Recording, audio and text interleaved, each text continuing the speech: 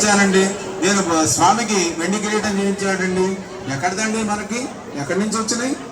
మనం ఏమన్నా తీసుకొచ్చామా? పుట్టేప్పుడు తీసుకొచ్చామా? తర్వాత తీసుకువెళ్తామా? లేదు కదా.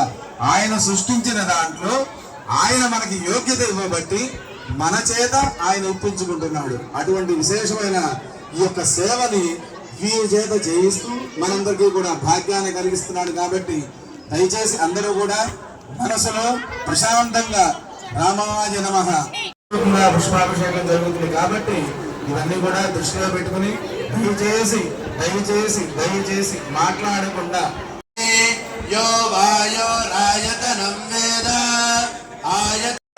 ఆయతనవాన్ భవతి ఆపో వై సంవత్సరస్యాయతనం ఆయతనవాన్ భవతి యేవం వేద యో మనుక్షుణాం ప్రతిష్ఠితాం వేద ప్రత్యేవ తిష్టతి రాజాధిరాజాయ ప్రసన్యసాయినే